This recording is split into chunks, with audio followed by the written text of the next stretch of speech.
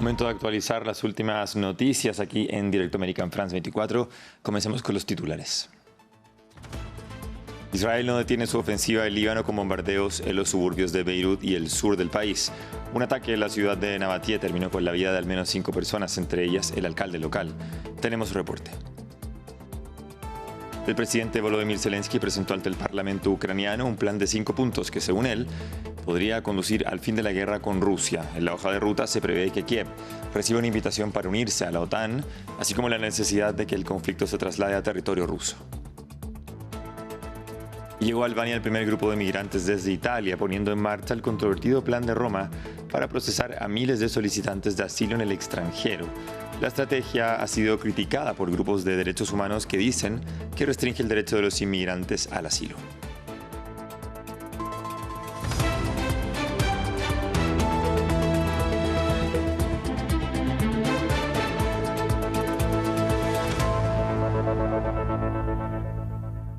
Bien, comenzamos entonces este noticiero con la ofensiva de Israel en el Líbano. El ejército lanzó nuevos ataques contra los suburbios del sur de Beirut. Israel justifica su ataque diciendo que su objetivo era un depósito de armas subterráneas de Hezbollah. Casi en simultáneo, el ejército israelí atacó varios puntos del sur del Líbano, entre ellos la ciudad de Nabatie, donde murieron cerca de 5 personas, entre ellas el alcalde local. La información nos la entregaba previamente nuestra corresponsal en Beirut, Ethel Bonet. Hola, buenas tardes. Pues desde esta mañana Israel ha llevado a cabo una intensa campaña de ataques bombardeos tanto en el sur del país como después de 5 días más o menos de relativa calma aquí en la capital, ha bombardeado otra vez en el barrio de Har el-Sherik, en los suburbios de Beirut, donde ha atacado un edificio que según Israel era un almacén de armas y municiones subterráneo.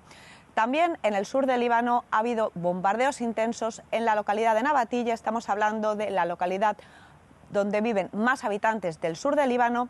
Ya ha sido un bombardeo masivo de al menos 15 ataques aéreos consecutivos que han atacado, entre otras cosas, 2 edificios gubernamentales de la municipalidad y donde ha muerto el alcalde de esta ciudad y también otros 4 funcionarios, pero todavía siguen las labores de rescate y podría haber mayor número de muertos. También ha habido la primera vez un ataque desde buques de guerra en la costa de Tiro y esto significa una nueva escalada que podría entrar en una nueva fase, ya que estamos hablando que ya toda la línea marítima desde Ras Nakura, que es donde empieza el borde fronterizo, hasta la ciudad de Sidón, unos 70 kilómetros de costa, ya están en la línea de los objetivos de guerra de Israel. De hecho, hace un par de semanas Israel pidió la evacuación de toda la región del sur del Líbano hasta arriba del río Awali, que estamos hablando de 1/3 del país.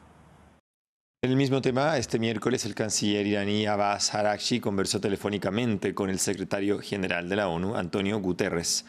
En el diálogo, Araghchi se refirió a la catastrófica situación en Medio Oriente, tildándolo de un genocidio con responsabilidad que recae en Israel y Estados Unidos, y pidió al secretario general de la ONU que utilice todas las capacidades de esta organización internacional para detener los crímenes y agresiones del régimen israelí y enviar ayuda humanitaria a Líbano y Gaza. Además, amenazó con una respuesta iraní en caso de un ataque. Veamos. Araghchi reiteró la postura fundamental de su país sobre la necesidad de preservar la paz y la estabilidad en la región, subrayando que la República Islámica de Irán, mientras realiza esfuerzos exhaustivos para proteger la paz y la seguridad regional, está completamente preparada para dar una respuesta contundente y disuasoria a cualquier tipo de aventura del régimen sionista.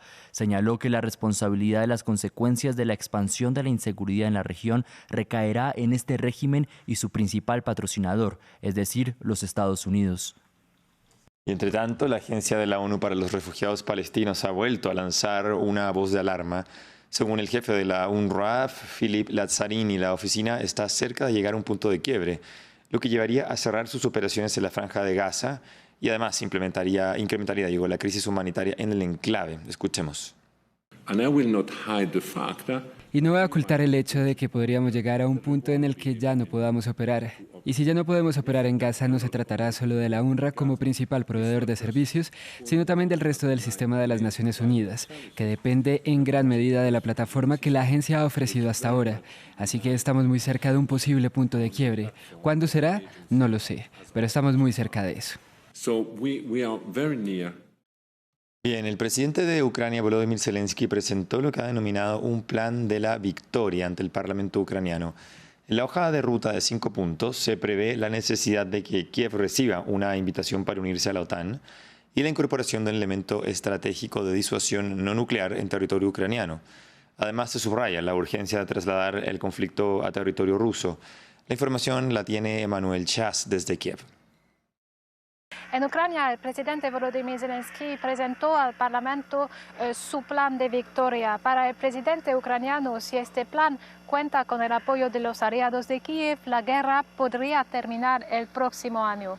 Volodymyr Zelensky subrayó que la viabilidad de este plan depende de los aliados de Ucrania y no de Rusia. Algunas partes del plan siguen siendo secretas, solo se presentarán a los líderes de los partidos políticos en privado.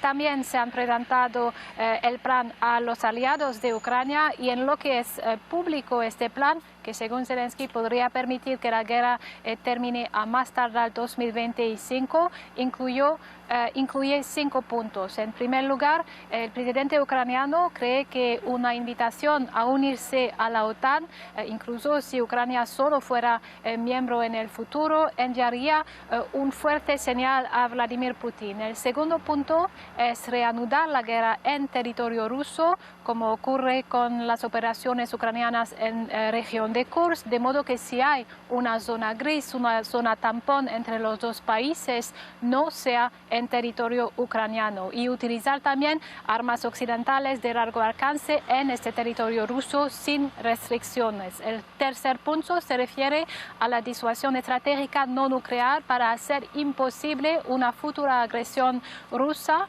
El cuarto punto se refiere a estas partes secretas solo reveladas a los aliados de Ucrania, y finalmente el quinto punto se refiere al papel de Ucrania con sus aliados en el futuro después de la guerra, con Zelensky considerando el papel estratégico y militar de Ucrania, especialmente en lo que respecta a la defensa europea.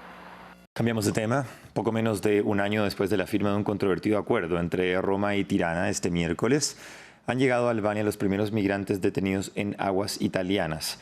Es la primera vez en Europa que se externaliza una solicitud de asilo. Los detalles a continuación en el informe. Tras más de 36 horas en el mar, este barco de la Marina italiana llegó al puerto albanés de Şengin. A bordo iban 16 hombres, 10 egipcios y 6 bangladesíes. Todos fueron rescatados en el mar por las autoridades de Roma y ahora se encuentran aquí en Albania, a 1 hora en coche de la capital, Tirana. Para darles la bienvenida, agentes de policía y vallas. Detrás de ellos se han instalado estos centros de detención creados por Italia. Allí serán identificados y registrados, antes de ser trasladados de nuevo al campo de Yader, donde podrán presentar sus solicitudes de asilo y esperar la respuesta de las autoridades italianas. Un sistema diseñado para disuadir a los posibles exiliados, pero criticado por algunos albaneses.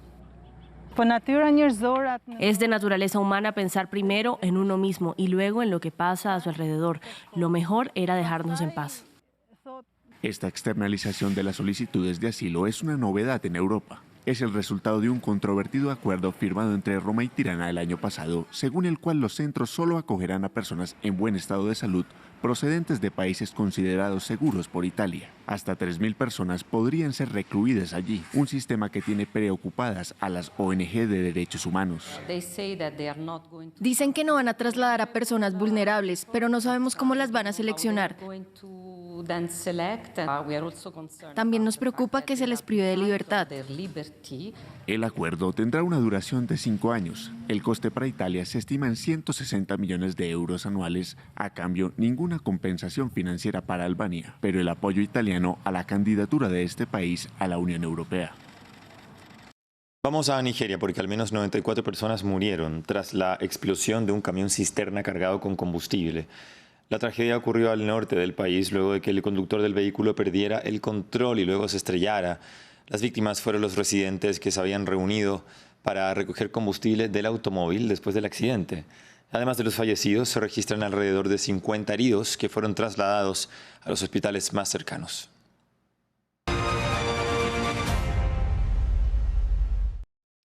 Y ahora nos vamos a Estados Unidos, donde ya faltan pocas semanas para las elecciones presidenciales del 5 de noviembre.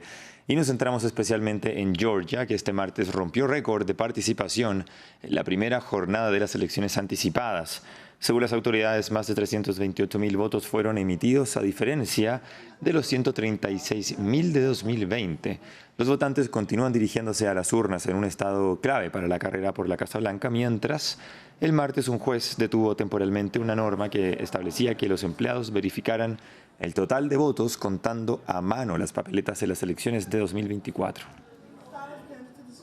Y también en temas de Estados Unidos, Pensilvania es otro de los estados clave en las elecciones presidenciales de noviembre y puede que incluso el estado más disputado. Todos los sondeos sitúan a Kamala Harris y Donald Trump cabeza a cabeza. Por eso, los dos bandos compiten con actos y estrategias de campaña para convencer a los indecisos y a un electorado que podría ser decisivo, los afroamericanos, que aunque se han volcado tradicionalmente hacia el Partido Demócrata, algunos de ellos hoy se decantan por Donald Trump. Los detalles en el informe. Pensilvania es el estado donde todo está en juego en las elecciones presidenciales de noviembre. El 11% de los residentes del estado son afroamericanos, un electorado clave para los dos partidos que se disputan sus votos. En Pittsburgh, Sharon Davis es la fundadora de un grupo dedicado a ayudar a las mujeres afros. Las mujeres afros son las trabajadoras esenciales, las cuidadoras. A menudo están mal pagadas. Así que, ¿por qué tenemos que apoyar a las mujeres afros? Porque ellas son las que mantienen a todos los demás. Desde que Kamala Harris se convirtió en candidata, las últimas encuestas muestran que el 70% de las mujeres afros están muy motivadas para votar. En julio, la cifra era del 51%, según el Pew Research Center. Mientras que la gran mayoría de las mujeres afros ha apoyado a Kamala Harris, no todos los hombres afros están convencidos con la candidata demócrata.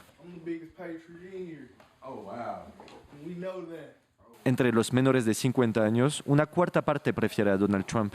Estos jóvenes son republicanos y lo dicen en su canal de YouTube. Creado en 2020, la Cartier Family, su nombre de grupo, tiene hoy más de 1 millón de suscriptores. Al crecer estamos condicionados a pensar que los republicanos son malos, que ser conservador es ser racista. La ideología liberal demócrata define a las personas por su color y nos aturde con su inclusión, mientras que los republicanos hablan de hombres y mujeres y se dirigen a todos de la misma manera. Pero creo que nosotros cuatro, como jóvenes afro, desinhibimos a la gente y les ayudamos a formular sus ideas. Es muy difícil medir el porcentaje exacto de afroamericanos que se inclina hacia los republicanos, pero una cosa es cierta, si Donald Trump recupera incluso un porcentaje de sus votos, esto podría inclinar la votación a su favor. Y ahora hablamos sobre el Pacífico colombiano. A menos de una semana de la COP16 en Cali, la diversidad y la riqueza biomarina de Colombia cobran protagonismo. En la isla de Malpelo, ambientalistas y unidades de la Marina colombiana luchan contra el fenómeno de la pesca ilegal y en pos de proteger la biodiversidad de esta reserva situada a casi 500 kilómetros del país. Maxime Pluvinet tiene los detalles. La remota isla de Malpelo, punta de lanza de la biodiversidad colombiana. A menos de una semana del inicio de la COP16 en Cali, la protección de las especies en peligro de la costa del Pacífico de Colombia adquiere relevancia. Los tiburones martillo, tiburones ballena y otras especies en peligro habitan este espacio cerca de esta isla. El catamarán Silky patrulla las aguas alrededor de esta porción de territorio. La tripulación de ambientalistas busca contrarrestar la pesca ilegal en la reserva. Desde 2018, los activistas ahuyentan a las embarcaciones de intrusos. Incluso se sumergen bajo el agua para liberar tiburones atrapados en redes o líneas. Según los estudios de los últimos 7 meses, en la isla tenemos un 99.9% de efectividad. No se volvieron a ver embarcaciones dentro de las islotes ni la isla principal. Muchas de las embarcaciones vienen desde Ecuador, Panamá, Costa Rica o incluso China. La Marina colombiana intenta respaldar la iniciativa. En alta mar, un buque de guerra también patrulla la zona. Es así que a través de las unidades de superficie de nuestros buques podemos llegar a esta parte del territorio y ejercer los controles para que no exploten ilícitamente esas riquezas, para que no deterioren el medio ambiente, a fin de garantizar se preserve en el tiempo. En 2020, el gobierno del expresidente Iván Duque prohibió la pesca de tiburones.